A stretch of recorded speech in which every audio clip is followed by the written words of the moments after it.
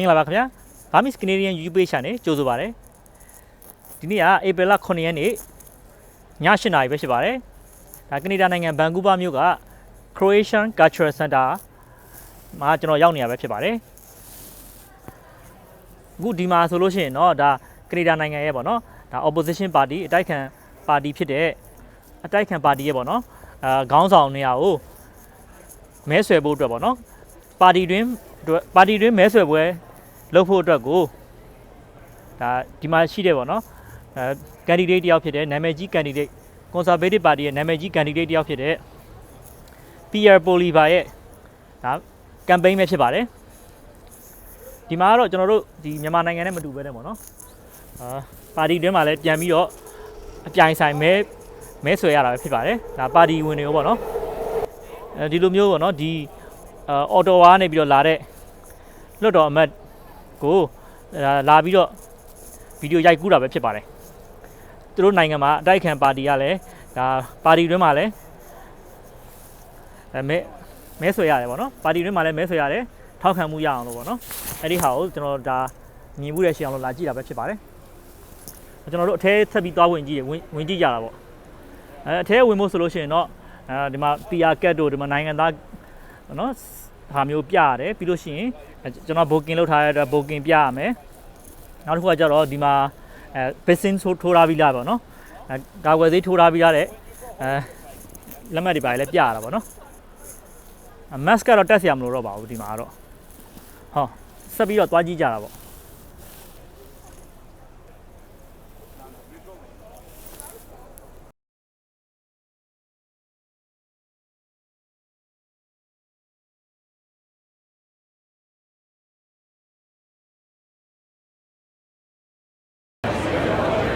ဒါတော့ conservative party ကနေဒါရဲ့ပေါ့နော်ပါတီ member တွေပါတီအဖွဲ့ဝင်တွေလည်းဟုတ်တယ်ဒီပါတီကိုထောက်ခံအားပေးတဲ့သူတွေလည်းဟုတ်ပါတယ်ပေါ့နော်နောက်ပြီးလို့ရှိရင်ဒီပွဲက PR ရဲ့ပွဲဖြစ်တဲ့အတွက်ဒါ PR ကိုအားပေးထောက်ခံသူတွေလို့ပြောရင်ပုံမှန်ပါပေါ့နော်ဘာလို့လဲဆိုတော့ရှင်နော်ဒါပါတီတွင်းမှာတိုင်ဆိုင်နေတဲ့ပွဲမှုလို့ဖြစ်ပါတယ်ပါတီမှာဥက္ကဋ္ဌဖြစ်လာဖို့အတွက်ကိုအခုချိန်နေရာစပြီးတော့ပေါ့နော်ပါတီတွင်းမှာရှင်ပြိုင်နေကြတာဖြစ်ပါတယ်စက်တင်ဘာလဆိုတော့ရှင်တော့ပါတီဥက္ကဋ္ဌဘယ်သူလဲဆိုတာတော့သိတယ်နော်conservative party ဆိုလို့ရှိရင်တော့ပါတီလီဒါပေါ့နော်အခုချိန်မှာပါတီလီဒါမရှိဘဲနဲ့ရည်တည်နေတဲ့တိုက်ခံပါတီလည်းဖြစ်ပါတယ်ဘာဖြစ်လို့လဲဆိုလို့ရှိရင်တော့ဒါလောလောဆယ်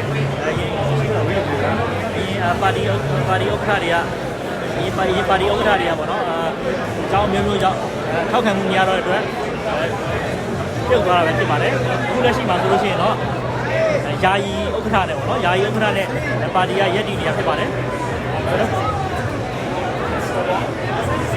ဒီနေ့မှာပဲပေါ့နော်ထူးထူးခြားခြားဒီနေ့မှာပဲliberal အစိုးရကနေပြီးတော့ liberal အစိုးရပေါ့နော် Justin Trudeau ဦးဆောင်တဲ့ liberal အစိုးရနေပြီးတော့နိုင်ငံတော် budget ကိုပေါ့နော်နိုင်ငံတော် budget ကိုပြီးတော့ထုတ်ပြန်လိုက်တာပဲဖြစ်ပါတယ်အဲ့ဒါကိုဒီ conservative party တွေကနေပြီးတော့conservative party ကလူတွေကဒီကနေပတ်သက်ပြီးတော့ပေါ့နော်မကျင်တဲ့ကြောက်ပေါ့ opposition party အနေနဲ့ပေါ့နော်နောက်ပြီးတော့လည်းဒီလောလောဆယ်မှာဒီကနေဒါနိုင်ငံအနေနဲ့လောလောဆယ်မှာကနေဒါနိုင်ငံအနေနဲ့ပေါ့နော်ပါတီဝင်တွေကကနေဒါရဲ့နိုင်ငံရေးပါတီကလည်းကနေဒါရဲ့နိုင်ငံရေးကလောလောဆယ်မှာပေါ့နော်majority government မရှိဘူးဖြစ်နေတာပေါ့လောလောဆယ်မှာ liberal party နဲ့နောက် NDP ဆိုတဲ့ပေါ့နော် national democratic party နဲ့ကအပြန်လမ်းပူးပေါင်းပြီးတော့ညွန့်ပေါင်းဆိုရတဲ့ပုံစံဖွဲ့ထားတာပေါ့နော်သူကတော့ညွန့်ပေါင်းဆိုရမှုပဲဒီတိုင်းပဲ mutual agreement ပေါ့နော်ဒါပြန်လည်နားလည်မှုနဲ့ဒါစာချုပ်ချုပ်ထားပြီးတော့ဆိုရလို့ဖြစ်နေတာပေါ့နော်အဓိကတော့ majority government မရှိသေးဘူးဆိုတော့အခုဆိုလို့ရှိရင်တော့ဒါအဓိကအတိုက်ခံပါတီရဲ့ပွဲပဲဖြစ်ပါတယ်ဒီပွဲမှာဒီပေါ့နော် Pierre Poilievre ကဘာပြောမလဲဆိုတာကိုတော့စောင့်ကြည့်ရမှာပဲဖြစ်ပါတယ် conservative party ဥက္ကဋ္ဌအဖြစ်ဝင်ပြိုင်မဲ့ပေါ့နော် conservative party ဥက္ကဋ္ဌအဖြစ်ဝင်ပြီးတော့ပါတီတွင်းမှာပြိုင်မဲ့ Pierre ဟာဆိုလို့ရှိရင်တော့အသက်42နှစ်အရွယ်ရှိပါပြီအသက်42နှစ်အရွယ်ရှိပါပြီသူဟာဆိုလို့ရှိရင်တော့ the Alberta ပြည်နယ်ပေါ့နော် Calgary မြို့မှာမွေးဖွားခဲ့ပါတယ်လက်ရှိမှာဆိုလို့ရှိရင်သူက Ottawa ကဒါ Ottawa area တွေကပေါ့နော်မဲဆန္ဒနယ် တစ်ခုမှာလွတ်တော်မဲ့အနေနဲ့အနိုင်ရခဲ့တာပဲဖြစ်ပါတယ်သူဟာဆိုလို့ရှိရင်လွတ်တော်တက်တန်း6ခုတိတိမှာပေါ့နော်6ခါတိတိအနိုင်ရခဲ့တဲ့လွတ်တော်ကိုယ်စားလှယ်တယောက်လည်းဖြစ်ပါတယ်သူရဲ့political career ပေါ့နော်နိုင်ငံရေးအလုပ်ကိုင်ကိုဘယ်ချင်းကဆက်လုပ်ခဲ့လဲဆိုလို့ရှိရင်တော့2004ခုနှစ်ကစပြီးတော့လွတ်တော်အမတ်ဖြစ်ခဲ့တာပဲဖြစ်ပါတယ်လွတ်တော်ကိုယ်စားလှယ်ဖြစ်ခဲ့တာပဲဖြစ်ပါတယ်အခုအချိန်မှာဆိုတော့ရှင်တော့သူကအသက်42နှစ်ရှိပါပြီသူ့ရဲ့ပညာရေးကတော့University of Calgary ပေါ့နော် University of Calgary ကနေပြီးတော့ဘွဲ့ရခဲ့တာပဲဖြစ်ပါတယ် International Study နဲ့ Commerce ကိုလေ့လာပြီးတော့ဘွဲ့ရခဲ့တာပဲဖြစ်ပါတယ်သူကဆိုလို့ရှိရင်တော့ဒီ Conservative Party မှာပေါ့နော်အခုဆိုလို့ရှိရင်အတန်ကြဲလောင်လောင်နဲ့ပေါ့နော်ထောက်ခံမှုတော်တော်လေးရနေတဲ့လွတ်တော်အမတ်တယောက်လည်းဖြစ်ပါတယ်လက်ရှိပြီးလို့ရှိရင်သူ့ရဲ့ပေါ့နော်နာမည်ကြီးတဲ့ဟာဆိုလို့ရှိရင်တော့ Justin Trudeau ရဲ့ scandal ပေါ့နော် Justin Trudeau ပါတီကအရင်တော့လုပ်ခဲ့တဲ့ကိစ္စတွေကိုဖော်ထုတ်ပြီးတော့ဒါဖော်ထုတ်ခဲ့တဲ့လွတ်တော်အမတ်တယောက်လည်းဖြစ်ပါတယ်We scandal တို့ပေါ့နော်အဲ့ဒီဟာတော့ online မှာပြန်ကြည့်လိုက်ပါနော် We scandal ဆိုတာဘာလဲဆိုတာတော့နောက်ပြီးလို့ရှိရင်အခုနောက်ဆုံးသူ့ရဲ့နာမည်ကြီးတဲ့ဟာကတော့ Justin Inflation ဆိုတဲ့ဟာပေါ့နော်Justin Trudeau လက်ထက်မှာ inflation ကအရန်ကိုနှစ်ပေါင်း30 40လောက်အတွင်းမှာအမြင့်ဆုံးလို့ရောက်သွားတယ်ဆိုတဲ့အနေအထားကိုသူကသူ့ရဲ့ပညာရေးပိုင်းဆိုင်ရာတွေနဲ့ထောက်ပြခဲ့တာတွေလည်းရှိပါတယ်ဒါကတော့သူ့ရဲ့အမြင်ပေါ့နော်ဒါသူ့ရဲ့Justin Inflation ဆိုတဲ့ဟာအရန်ကိုပေါက်ပြီးတော့ပါတီတွင်းမှာဆိုလို့ရှိရင်ဒါဒီ logo လေးတွေကိုကင်ထားကြတယ်ပေါ့နော်ကနေဒါနိုင်ငံအပါအဝင်ခြားနိုင်ငံရပ်ခြားကိုတောင်းရွှေ့ခြေချဖို့အတွက်စိတ်ဝင်စားတဲ့ immigration နဲ့ပတ်သက်တဲ့သတင်းတွေကိုသိချင်တယ်ဆိုလို့ရှိရင်ကျွန်တော်တို့ရဲ့ YouTube ဖြစ်တဲ့ Burmese Canadian by GFN YouTube page ကို subscribe လုပ်ထားပေးပါနော်အသစ်တင်တိုင်းသိရအောင်လို့ခေါင်းလောင်းပုံစံ notification တွေယူထားပေးပါ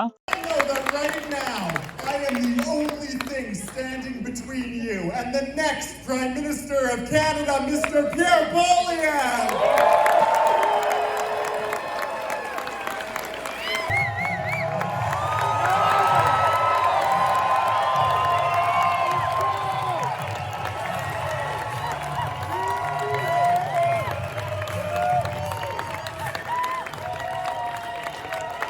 Wow, thank you for that great Vancouver welcome. Great to be with you.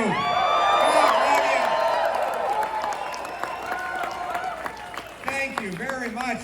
What do you figure? How many people do we have in here? Is it over 100? Is it over 1,000? Over 1,000 people. Wow, I love being in Western Canada. As you know, born and raised in Calgary, which means I spent a lot of time in BC.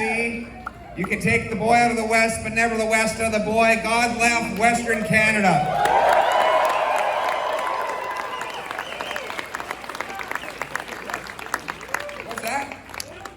Oil and gas, that's right. Canadian energy is the best in the world. Listen, before I get started, didn't Carson do an excellent job up here? Our former candidate. He was our candidate in this riding in the last election, and he door knocked non-stop.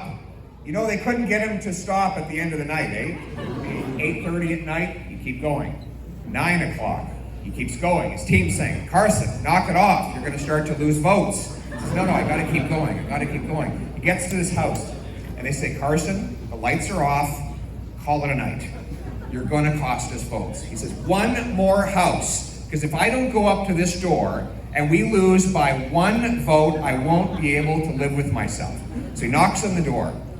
Baby's crying. Lady opens the door. She says, you're in big trouble, mister. You just woke up my triplets. 1-year-old triplets. And worse than that, my husband is a 300-pound championship boxer who's coming down to have a word with you. Without missing a beat, Carson said, that won't be necessary. I'm just going to move along. Just tell him his local Liberal candidate dropped by to say hi.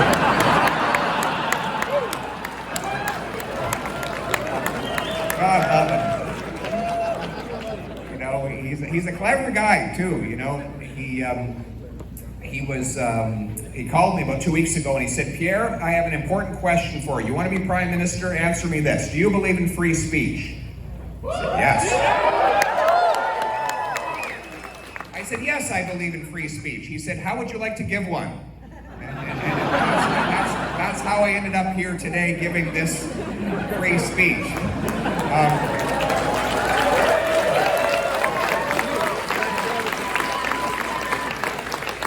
But freedom is really what it's all about, isn't it? Right?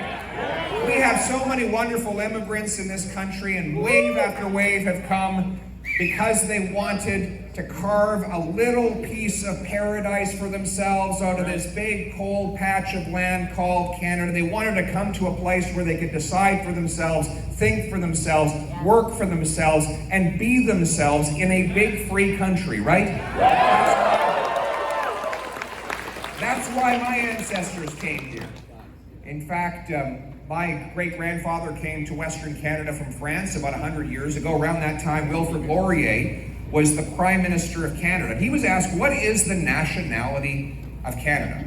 And if he were a European leader, it would have been easy. He would have just answered by the local ethnicity. You know, in France, French, Scotland, Scottish, etc. But here, we were already too mixed up to answer that way, right? We had the First Peoples, the French, the English, the Scots, the Irish. Many Asian families were already here. So he couldn't answer based on ethnicity. So he said this: Canada is free and freedom is its nationality. And so it is today.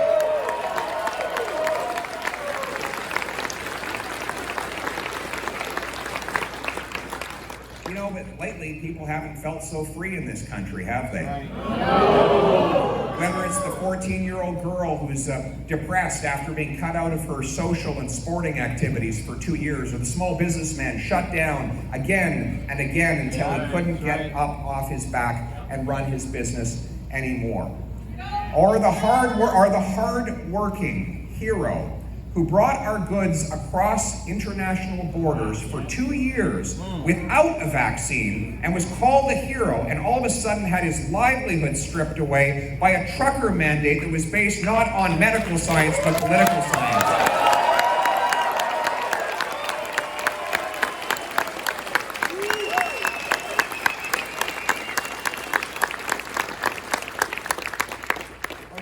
People have been discriminated against because of a personal medical decision. I understand that later today, that discrimination is coming to an end in British Columbia.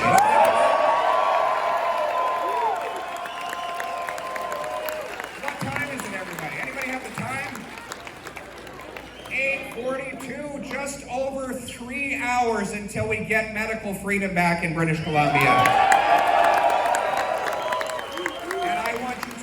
Conservatives are fighting every day in every way to put a permanent end to the mandates and the passports and the restrictions to make Canadians free again. But it's not just the COVID restrictions. It's economic freedom as well. The single mother who skips meals so that her kids don't have to because their household is one of the 4 in 5 that has had to cut back on their diet because of food inflation. Or the guy who can't drive to work because he can't afford the $2 a liter gas to put into his tank, especially with the imposition of the highest carbon tax in all of Canada right here in British Columbia. Or the 32-year-old stuck living in his mom's basement because he cannot afford the $868,000 it costs for the average house, even though we live in on the second biggest landmass of any country on earth, a country where we have more land where there's no one than there is land where there's anyone, and yet we cannot find a way to house our people. What is happening is that after $400 billion of newly printed federal money, monstrous deficits and inflationary taxes, we now have the fastest inflation in 3 decades, and house prices are doubled. It is just inflation, isn't it? Just inflation. But you know, Listen, I wanted to look at the most outrageous real estate prices in the world, and they're right here in Vancouver. You know that Vancouver has the third highest house prices of any jurisdiction on planet Earth, ahead of Manhattan, ahead of Los Angeles, ahead of Singapore, places with more money, more people, and less land, and yet, for some reason, this is one of the most expensive places on Earth. I went to this house, and I just want you to think about what this symbolizes. $4.8 million for a nearly condemned small shack that would have been built about 40 or 50 years ago. There was a young man, this is an absolutely true story. I wanted to see it, I looked it up on MLS. And when I got there, there was a young man who was renting the place who had to jump out of the window because the door had locked itself from the inside. That's how run down the place was, and he was late to write an exam. But they're condemning the place, they're going to tear it down, and they're going to build probably about 8 units on the same property, okay, for $4.8 million. Let's do the math here. So if they do that, then basically the land cost for every single unit will be about $600,000. Now you're then going to need to go through about $300,000 or $400,000 of governmental approvals, which brings it to $1 million. And then there's labor and material. So it'll be well over $1 million for each one of those units. $1 million is out of reach for the average person. Now think about this for a second. When that house was built about 40 years ago, it was probably a working class family. Might have been a truck driver, a bus driver, a steel worker. And on that one family income, they could afford that entire property. But now, even when you carve it up into 8 different units, the average local British Columbian cannot afford it. How is it that in a half a century, we have actually moved backwards in the kind of real estate that we can afford? The answer is that we have a fundamentally broken economic system where the government prints massive amounts of cash to inflate the asset values of the super rich, while at the same time gatekeeping bureaucracies prevent the construction of those assets to prevent working class people and newcomers from ever owning it. You see, what we have in this country is not one nation, we have 2, separated by a gate. There are those who are lucky to live on the right side of the gate. They might have a mansion already, in which case they're doing really well. It's inflated in value. But the people on the other side of the gate are prevented from ever getting in.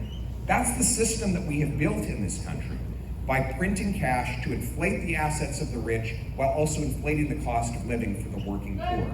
So that's right, the central bank money abuse in our country is ruining the wages of the working class and tearing apart our social fabric. And so a lot of people say, Pierre, why are you doing this? Why are you running for office? And the answer is, yes, it's a massive personal sacrifice. Yes, it's hard to be away from my family all these days, but I'll tell you why I'm doing it. I'm doing it because people feel like they've lost control of their lives.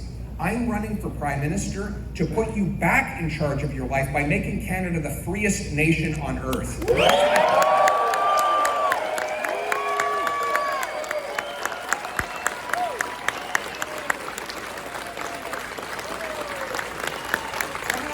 Let's get down to some solutions here, folks. First of all, we're going to stop the money printing, aren't we?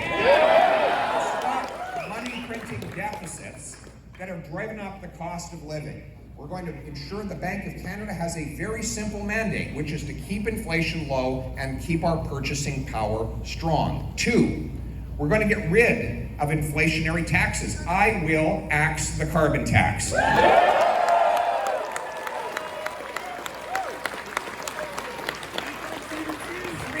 we're going to cut back on the wasteful spending that has driven both the money printing and the taxes in the first place. So we're going to cancel the $100 billion in new slush fund spending that Trudeau promised.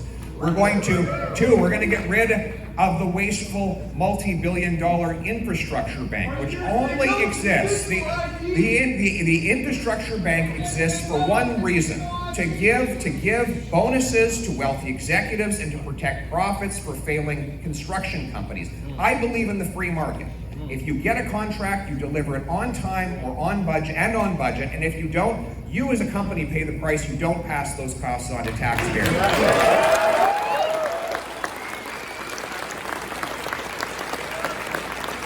And we're going to give people monetary freedom as well, right?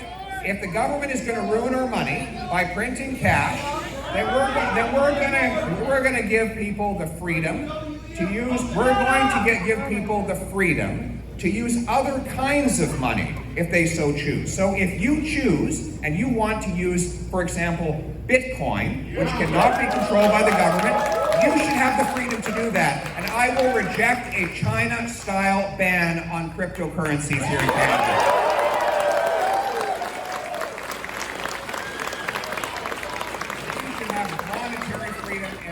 The ability of all Canadians to choose their own cash, never to be forced upon them, but the ability to make their own decisions. That's what it means to live in a free country. But there is another aspect to this. Instead of creating new cash,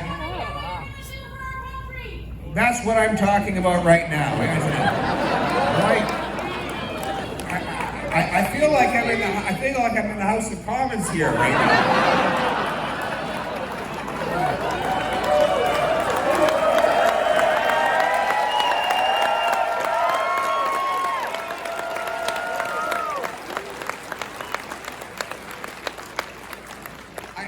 I feel like I'm being shouted out by a CBC journalist or something.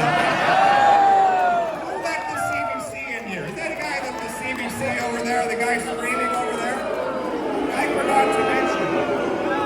I forgot to mention, we're also going to save $1 billion by defunding the CBC.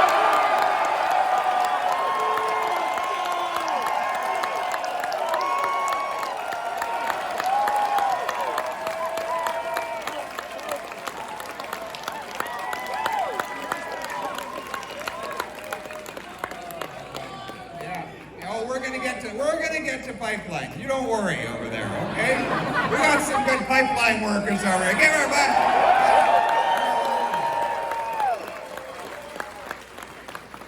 Yeah. So that's how we're gonna save the money. So we don't have to print cash anymore. Instead of creating more cash, why don't we start creating more of what cash buys, right? So if inflation happens because the number of dollars grows faster than the amount of goods and services, what if we grew the goods and services faster than the number of dollars, right? Think about it.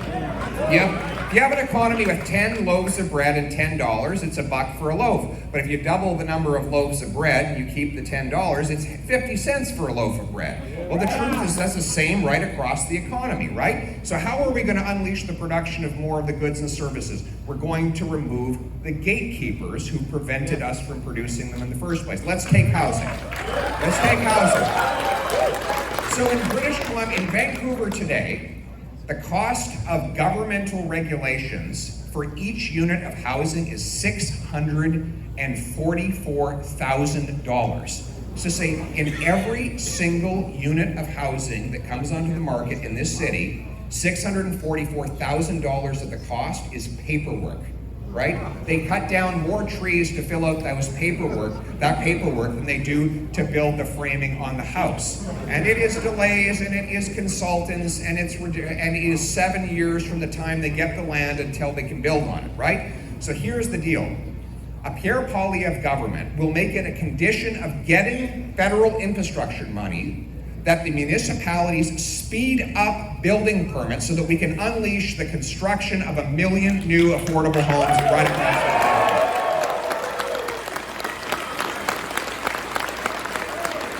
And I will sell off 15% of Canada's 37,000 federal buildings so that those buildings can be converted into affordable housing. And the proceeds of the sale can be used to reduce our deficit. In other words, build more homes, print less money. That's how we're going to make housing more affordable. So we talked about housing. Let's move on to energy. You know, we have the third biggest supply of oil and gas in the entire world, and yet we can't afford to gas our vehicles. $2 a liter here. We cannot seem to bring even our own oil to our own refineries. You know that the St. John refinery in New Brunswick, we import 130,000 barrels of oil every single day. That's almost 1 million a week, most of it from Saudi Arabia and Nigeria. Why is it we're sending our money to foreign dictatorships when our energy workers are without jobs here in Western Canada? So let me tell you the solution, folks. Here's the solution. First of all, I'm going to get rid of the Anti-Energy Act C-69 so we can build pipelines. We are going to build Canadian pipelines with Canadian steel to get Canadian energy to Canadian consumers, generating Canadian paychecks again. In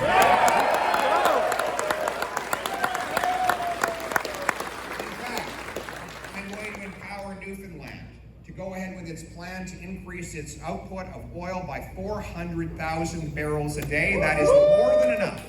That is more than enough to replace the 130,000 barrels we're bringing in from overseas and have an extra surplus we can ship off to Europe to reduce European dependence on Putin and bring more power to the democracies of the world.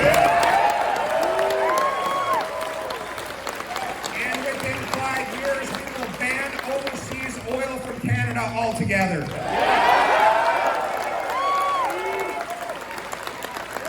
it's not just oil, it's also our clean, green, natural gas, isn't it? You know, when roughly the time Trudeau took office, there were 18 natural gas liquefaction projects being proposed. Not one of them has been built.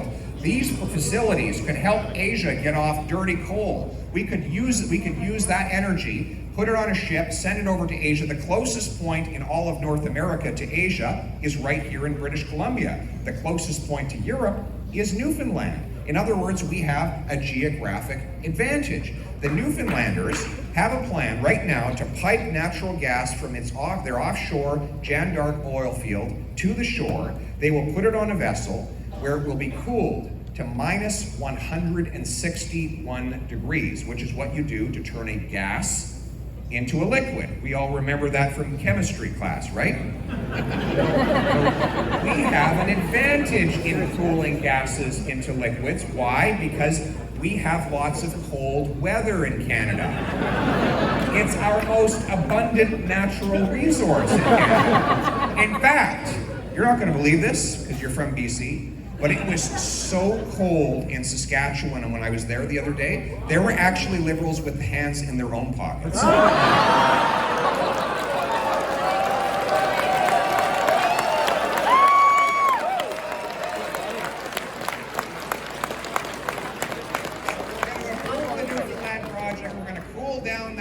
Into liquid. We're going to send natural gas to Europe, to Asia, and we're going to take dollars away from dictators and turn it into paychecks for our people, aren't we?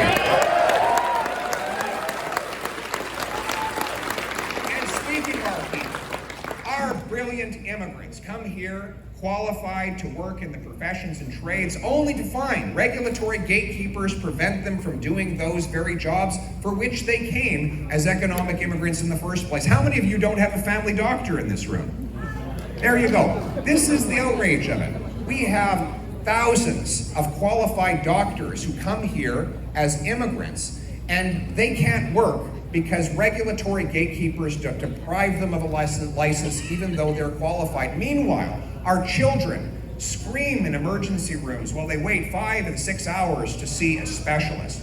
We have shortages of engineers and architects and in the trades, mechanics and other working people. Meanwhile, we prevent the very immigrants we brought here from doing those jobs because of regulatory gatekeepers. So what are we going to do? The Poilievre government will incentivize the provinces through immigrants transfer funds to ensure that within 60 days of a newcomer applying to work in their trade or profession, they get a yes or no answer. And if they are not able to get a yes, they should get a path to to licensure, and they should get a small study loan to help them get qualified so that we can remove the gatekeepers and put people to work.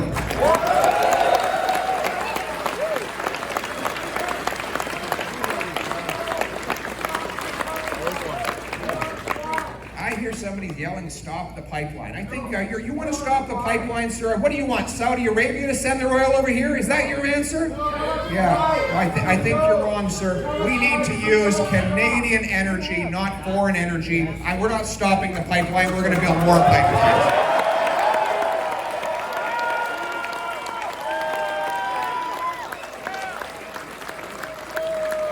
It looks like we've got a few gatekeepers in the room, eh? Screaming and hollering and making a lot of noise. Well, they're going to scream and holler all they want. We don't need gatekeepers. We need to open the gates of opportunity for all Canadians.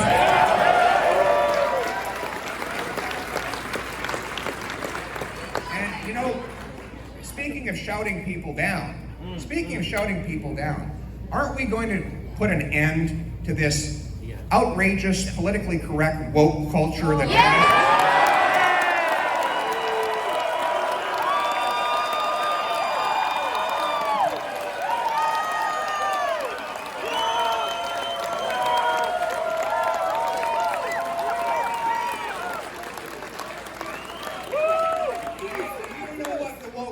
is all about, right? The real purpose is not about social justice. No. It's about dividing people. They want to divide people based on race and ethnicity and sexuality and now vaccine status. Now by next year, they will have thought of some other artificial dividing line to turn people against each other. Now this is particularly ironic coming from our current Prime Minister, who has an ugly racist past of his own for which he has never fully come to account. But he still divides people along racial lines. So why do they do this? Ladies and gentlemen, it's the oldest trick in the book. Divide and conquer, right? If the government can make you afraid of your neighbor, turn you against your truck driver, get you fighting with your coworker, they think that they can force you to turn to the government and give them more power, right? And so this is what they're doing. They're now bringing in legislation, C11, which would give the CRTC the power to determine what you see and say online. And it's worse than that. And it is worse than that. They even have this proposal for something called a digital harm commissioner. Did we read about this in Orwell's 1984? A digital harm commissioner? Who would this guy even be? He's going on the internet looking for ideas that he might think are going to be harmful. We're not talking about criminal activity. Everything that's criminal in the tangible world is already criminal on the internet. We're talking about things that the government deems that it finds harmful to its interests. Ladies and gentlemen, let me tell you, if they ever do establish this digital harms commissioner, I can guarantee you one thing. On the first day I'm Prime Minister, he will be an unemployed digital harms commissioner.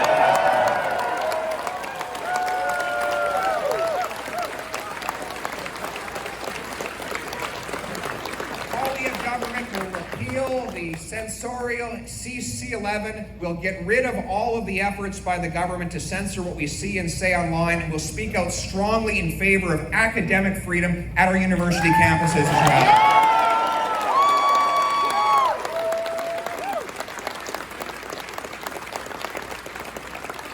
Instead of dividing and conquering, what about uniting for freedom? The great thing, this is the wonderful thing about freedom. This is the difference between freedom and power, okay? Let's talk about this for a second. Because a lot of people say, Pierre, if you're leader, can you take power? I don't want to take power. I'm running to give power back to the people. That's why see, power is a zero-sum game. If one person has more power, someone else has less, right? There can only be 100% of the power. And government basically divides up that power, and that's why it causes so much division. Freedom, by contrast, is exactly the opposite. If your neighbor has more freedom, it means you probably have more freedom, not less, right? It is an infinite resource, and that is why it is a unifying resource, right?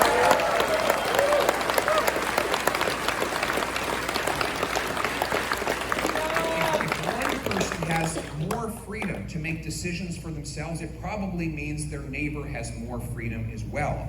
And so if we unite around that principle, we can actually bring our people back together again. Wouldn't you like to be in a country where we could actually talk to each other and embrace each other and be fellow Canadians regardless of race or sexuality or vaccine status?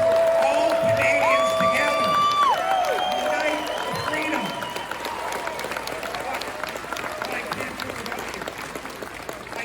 Without you, my friends. Freedom has always come from the bottom up, never from the top down. Our tradition of freedom here in Canada goes back 800 years to the year 1215, when the commoners forced King John to sign the Great Charter, and they did it out in the fields of Runnymede, right? That's why the House of Commons is actually green. It's green because the first commoners were in the fields. It was not the royalty that brought freedom from above. It was the people that forced it from below. They forced King John to kneel down and sign that Great Charter and give the power back to the people, right?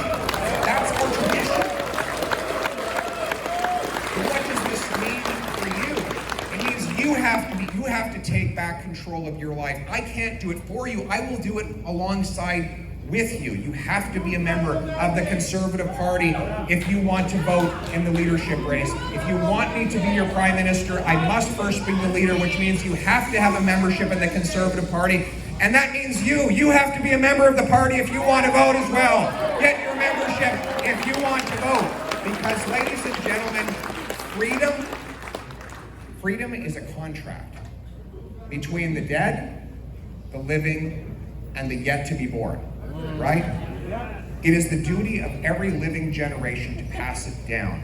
It might be 800 years long, this history, but it is only one generation deep.